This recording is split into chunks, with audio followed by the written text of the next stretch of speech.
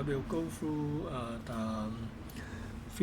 chapter 51 about the method to find the initial weight.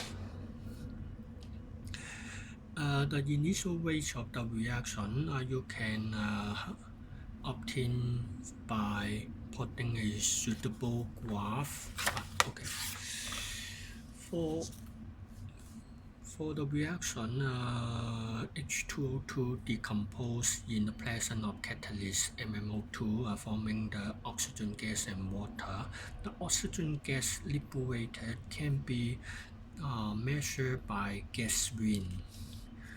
So at different time, you measure the corresponding volume. You can have a curve of 0.1 mole per dm³ of H2O2. And then you repeat the experiment with different concentration of H2O2.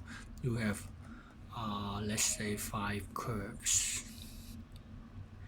And for each curve, you draw tangent at t equal to 0 and find the rate of reaction by measure the slope of the corresponding tangent. So you will have concentration and its rate by using this method. It is the first method to find the weight of the reaction. And then the page 19, it is the reaction between thiosulfate and acid, HCl. Thiosulfate react with hydrogen ion forming the SO2 gas and H2O and sulfur. And the sulfur particles is not water soluble, and it accumulates in the solution.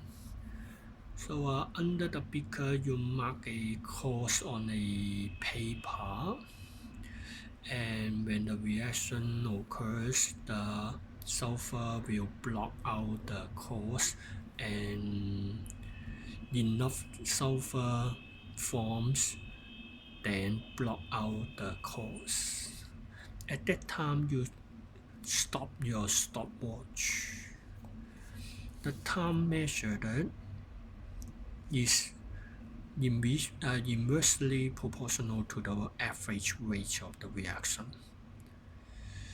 So 1 over the time to block out the course is the initial rate. It is the measure of the number of mole of sulfur. I measure the number of mole of sulfur. So you can call it is the average rate.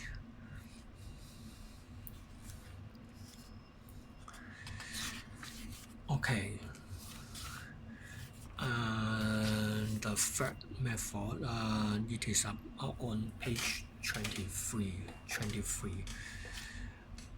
This reaction involves H2O2 iodide in presence of H+, forming the iodine.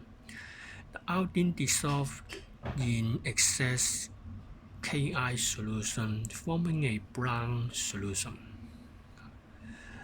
But we add fixed amounts of thiosulfate to this reaction mixture.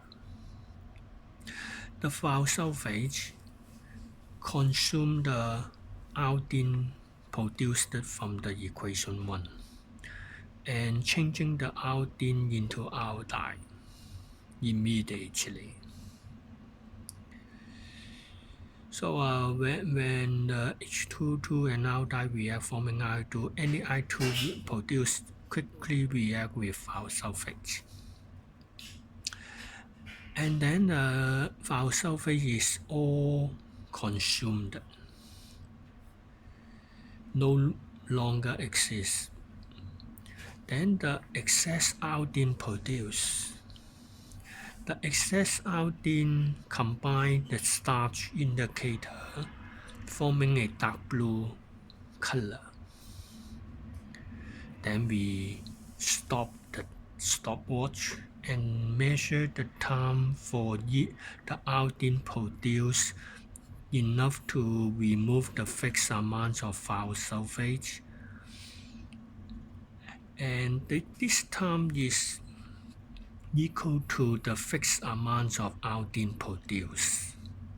So 1/time is also proportional to the initial weight.